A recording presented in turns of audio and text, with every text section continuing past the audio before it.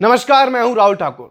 दोस्तों, आप टीवी पर देख रहे होंगे किस तरीके से प्रधानमंत्री मोदी समेत बीजेपी और यह कहूं कि पूरा एनडीए का कुनबा 26 दिसंबर को वीर बाल दिवस मना रहा है।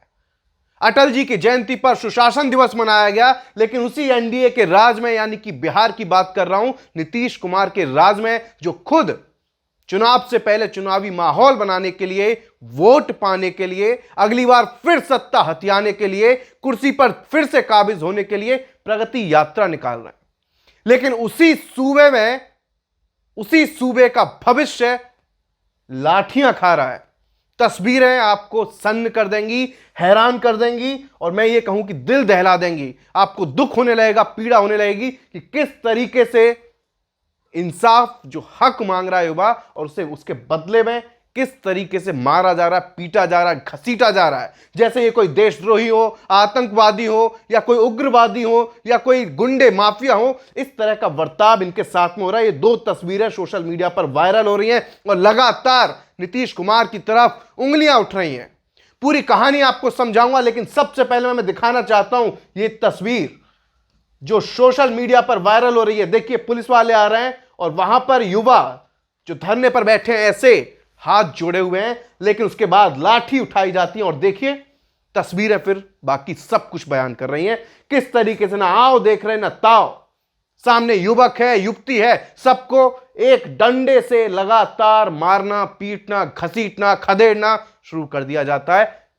इनका कसूर क्या है? सिर्फ कि जो गलती हुई है, जो घपला हुआ है, जो धांधली हुई है, जो हमारा हक छीना जा रहा है, उसे, हमारा जो हक है उसे लौटा दीजिए। आगे बताऊंगा इनकी मांग क्या थी, जिसके बाद ये कई दिनों से धरने पर हैं, लेकिन सुशासन बाबू के ना तो कानों पर इनकी आवाज पहुंच रही है, उनके कानों तक, ना शायद उन्हें तस्वीर दिख रही होगी। बल्कि हो तो यह रहा है कि बिहार के चुनाव को लेकर फिर से सत्ता में कैसे आएं, फिर से सत्ताधीश कैसे बन जाएं, फिर से पावर कैसे हासिल कर लें, उसके लिए पटना से दिल्ली तक सिर्फ और सिर्फ चुनावी मंथन चल रहा है। तो इन्हीं का कसूर है कि ये पता नहीं क्यों नीतीश बाबू की छवि खराब कर रहे हैं। शायद इन्हीं का कसूर होगा। इसीलिए तो नीतीश कुमार की पुलिस, उधर नीतीश कुमार प्रगति यात्रा निकाल रहे हैं और इस तरीके से प्रगति युवाओं पर कहर बरपा रही है उनके राज में पुलिस। अब दूसरी तस्वीर देखिए, यह भी उसी प्रदर्शन की है।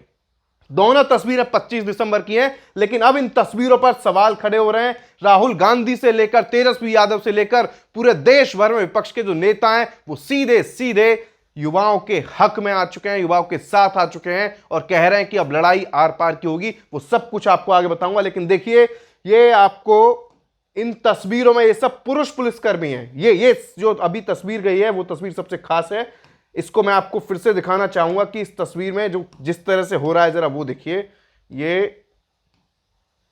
ये तस्वीर, यहां पर ये पुलिसकर्मी है, वहां से एक पुल के पास से एक लड़की, ये यहां पर पहले इस पुरुष की पिटाई की, उसके बाद जिस तरीके से यहां से आगे देखिए आप, यहां से एक लड़की, इसे हमने ब्लर कर रखा है ताकि वैसी जो यूट्यूब की जो पॉलिसी है उसको दिक्कत ना हो। लेकिन लड़कियों पर, युवतियों पर, देश के भविष्य पर, जो नारी शक्ति, नारी वंदना की बात करते हैं, वहां पर पुलिसकर्मी किस तरीके से लाठियां भांज रहे हैं। और ये सब कोई और नहीं है, ये वो है जो बिहार लोक सेवा आयोग के अभ्यर्थी हैं, जिन्होंने कुछ दिन पहले परीक्षा दी थी, उससे पहले भी प्रदर्शन किया था। सब तैयारी छोड़कर, जो सरकार पर धांधली के आरोप थे, जो सरकार नॉर्मलाइजेशन की प्रक्रिया लाई थी, उसके बाद जिस तरीके से पेपर इन्हें देरी से मिला, इनकी तमाम शिकायतें हैं, उसके बाद जिस तरीके से री एग्जाम की बातें कही जा रही है, इनके तमाम सवाल हैं और ये कह रहे हैं कि आप करना है री एग्जाम, सबका कीजिए। सबसे पहले इनकी मांग बताता हूं, फिर आगे पूरी खबर।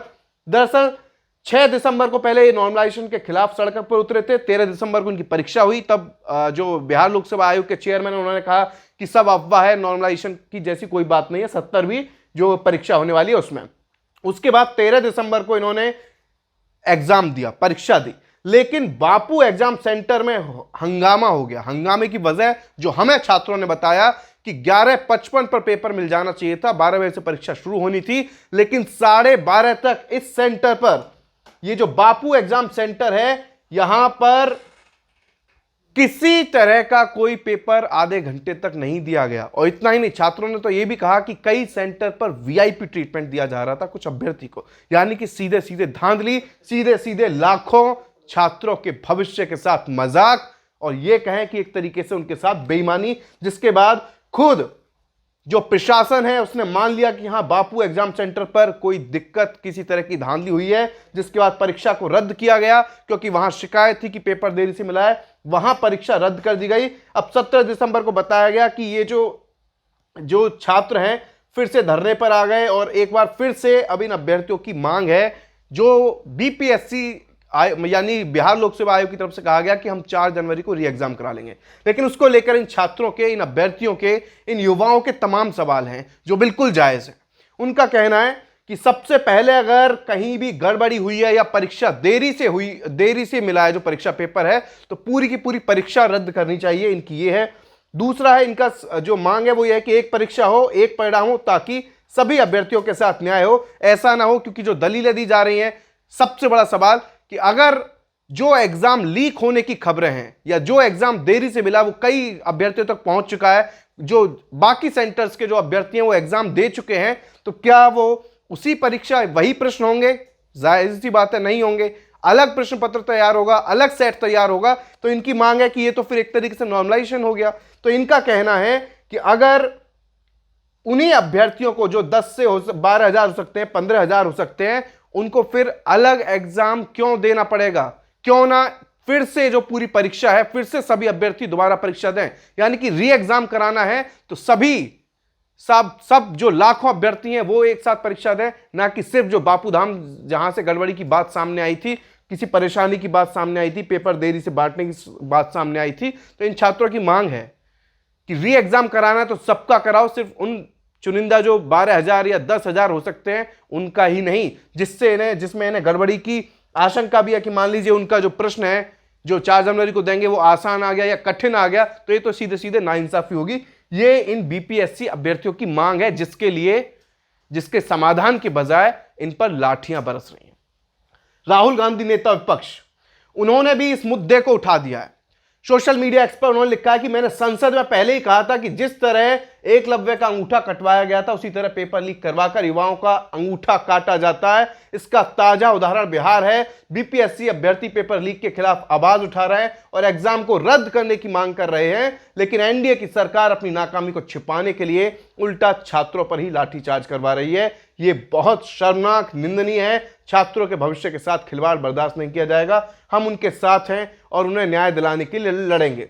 इसी तरह का कुछ मिला जुला कांग्रेस पार्टी की तरफ से इस मुद्दे पर अपनी बात रखी गई है। तमाम नेता वहां पहुंच रहे हैं, जो कोचिंग सेंटर चलाते हैं, वो जो टीचर हैं, वो छात्रों के समर्थन में पहुंच रहे हैं। लेकिन मैं एक छोटा सा अभी मेरे मन में आया कि जैसे अभी दिल्ली का चुनाव चल रहा है, यहां जो बिहार के रहने वाले हैं एक बड़ा तबका है, या पूर्वांचल के हों बड़ा तबका है, और इसी को लेकर अब मांग उठने लगी है कि भाई दिल्ली सरकार में, जो दिल्ली की मौजूदा सरकार है, बिहारियों का अपमान हो रहा है। लेकिन भाई ये कौन सा सम्मान कर रहे हैं आप? वहां तो आपकी सरकार है, यहां के आप फूल माला पहना रहे हैं बिहार के लोगों को। आप रोजगार तो पहले से ही परेशानी, पहले से पलायन की समस्या है। उसके बाद जो सरकारी नौकरी की तैयारी कर रहे हैं, पहले वो भर्ती का इंतजार करते हैं, फिर उसके बाद नॉर्मलाइजेशन होगा या नहीं होगा, क्या नियम होगा, उसको लेकर आप सस्पेंस में रखते हैं बिल्कुल। और फिर उन्हें मजबूरन आपकी जो नीतियां हैं उसके खिलाफ तैयारी छोड़कर सड़क पर उतरना पड़ता है। उसके बाद जब परीक्षा दे दें तो धांधली की खबर आती है। फिर उसके बाद भी जब गूंगे बहरे बन के बैठ जाते हैं अधिकारी और पूरा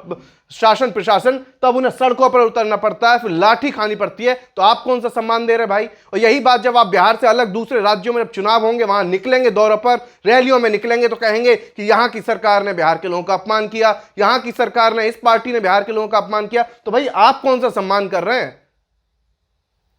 ऐसा सम्मान कर रहे हैं कि तभी तो शायद बिहार के लोगों को छोड़ के जाना पड़ रहा है। सवाल तो उठेंगे ही। अब ये देखिए, राहुल गांधी के बाद मैं आपको कुछ और नेताओं के ट्वीट दिखा। तेजस्वी यादव, उनका कहना है कि चंद महीने पहले तक एनडीए के नेता नीतीश कुमार को किसी गंभीर बीमारी से पीड़ित बता उन्हें मानसिक रूप से अस्वस्थ बताते नहीं थकते थे। अब वही बीजेपी, एलजेपी, एचएएम के नेता उनके तानाशाही निर्णयों को शिरोधार्य कर बीपीएससी परीक्षार्थियों को पुलिस से पिटवा इस गुंडागर्दी को उचित ठहरा रहे हैं, जायज कह रहे हैं। नीतीश कुमार खुद को जेपी का स्वयं घोषित चेला बताते हैं, लेकिन छात्रों के लोकतांत्रिक विरोध से नफरत है। समस्त स्वार्थी एनडीए नेताओं का यही हाल है। मानसिक रूप से इसी तरह का उनका लगातार, उनके जो 2 ट्वीट हैं वो सामने आए, उन्होंने अपनी बात रखी। बात तो बिल्कुल सही है, जायज भी है कि आप अटल जी के नाम पर सुशासन की बात कर रहे हैं, लेकिन ये कैसा सुशासन है? आप वीर बाल दिवस मना रहे हैं, लेकिन यहीं बच्चों को किस तरीके से खदेड़ा जा रहा है, शांतिपूर्ण धरना दे रहे हैं, उन पर लाठियां भांजी जा रही हैं, और यह भी नहीं देखा जा रहा कि युवक है, युवती है, कितनी चोट लगेगी। और इसकी वजह से जो खबरें आई हैं कि एक जो अभ्यर्थी है उसने अपनी जान दे दी, किसी का हाथ टूट गया, किसी का पैर टूट गया। नॉर्मलाइजेशन के खिलाफ जब प्रदर्शन हुआ था तब भी ऐसी तस्वीर सामने आई थी। लेकिन हो क्या रहा है? इन छात्रों की जो समस्या है, इनकी जो मांग है, उस पर ध्यान देने की बजाय पोस्टर जारी हो रहे हैं। प्रगति यात्रा निकल रही है, फिर से नीतीश, इस तरह के पोस्टर आ रहे हैं। बिहार में बहार है, फिर से नीतीश कुमार है। यानी कि वोट लेने की तैयारी तो पूरी हो रही है, लेकिन जो उनकी मूल समस्या है, जो उनकी मांग है, उस पर कोई भी किसी तरीके का ध्यान देने की बजाय लाठियां बरसाई जा रही हैं। जिसके बाद सवाल भी उठ रहा है कि जिनका जिक्र अभी तेजस्वी यादव ने किया, बीजेपी, एलजेपी और एचएम, ये जो एनडीए के सहयोगी हैं, जदयू के अलावा बिहार से 8 मंत्री, केंद्रीय मंत्री, मोदी कैबिनेट में 8 मंत्री हैं, जिसमें चिराग पासवान भी हैं, जो युवाओं वोटरों को अपनी तरफ रिझाते हैं। लेकिन अब जब युवाओं को जरूरत है, वो अपने हक के लिए लड़ रहे हैं, तो कोई पता नहीं है चिराग पासवान का। वही शायद मोदी से बात कर लें तो समझ में आ जाए। इसके अलावा जीतन राम मांझी हो, चाहे वो जदयू के कोटे से ही जो 2 मंत्री हैं, भाई कोई तो थोड़ा सा ख्याल कर लो बिहार के भविष्य का। जो युवा का ये हाल करके रखे हैं कि जो लंबे वक्त से प्रदर्शन कर रहे हैं, लाठियां भी खा रहे हैं। अब जो पूर्णिया के सांसद हैं, वो भी जब प्रदर्शन बढ़ता गया, छात्रों को जब इंसाफ एक तरीके से कहा जाए नहीं मिला, जब उनकी कोई नहीं सुना, तो ये पहुंच गए। उसके बाद रात में धरना प्रदर्शन पर बैठे अभ्यर्थियों से मिलने के बाद इन्होंने अपील भी की और ऐलान भी कर दिया कि 1 दिसंबर को हम एक बड़ा फैसला लेंगे। मैं चाहता हूं आप बीपीएससी छात्रों के जो अभ्यर्थी हैं उनके बीच पहुंचने के बाद जो पूर्णिया सांसद हैं पप्पू यादव ने क्या कहा, जरा वो सुने। ये मेरा आग्रह है और हम आग्रह करेंगे बच्चों से, या गाली और ये लाठी भूलिएगा नहीं। एसडीओ डीएसपी बनिएगा तो इन लाठी पार्टी वाले सबको याद रखिए। हम लोग इस लाठी चार्ज की घोर निंदा करते हैं। हम न्यायिक जांच की मांग करते हैं।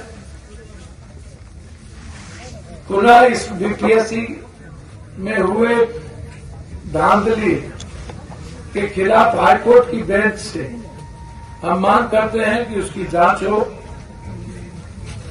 और जब तक हाईकोर्ट की बेंच जांच नहीं करती है तब तक इस एग्जामिनेशन को रोका नहीं। और जब जब लाठी चलेगी तो हम मरने के लिए इनके साथ खड़े। सार्वजनिक, आर्थिक, वैचारिक हर तरह से हम इस बच्चों के साथ हैं, इनके भावनाओं के साथ हैं और इनके अनुकूल हैं। इसीलिए हम पुनः पुलिस से आग्रह करेंगे और डीएम एसपी साहब से कि आप इस तरह।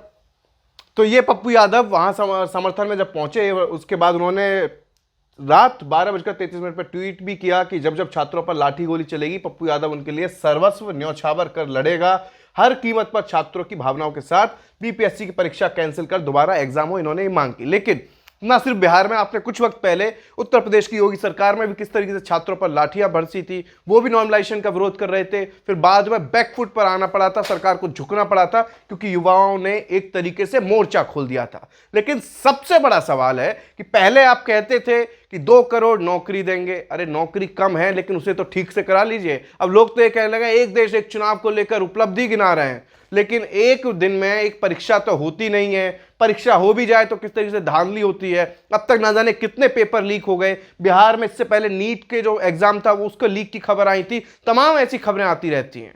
इसके अलावा जिस तरीके से कानून बनते हैं वो किस तरीके से ताक पर रखे जाते हैं, किस तरीके से देश के भविष्य के साथ, युवाओं के साथ एक तरीके से छलावा हो रहा है, वो आपसे और हमसे छिपा नहीं है कि किस तरीके से चुनाव के वक्त में सिर्फ वोट मांगने पहुंच जाते हैं और बड़ी बड़ी बातें की जाती है, लेकिन सत्ता में आने के बाद एक तरीके से वोट देने वाले उन युवाओं को ही, उन लोगों को ही दरकिनार कर दिया जाता है। लेकिन हाँ, भाषणों में बातें तो बहुत लच्छेदार, बहुत जोरदार और बहुत लोक लुभावनी की जाती हैं।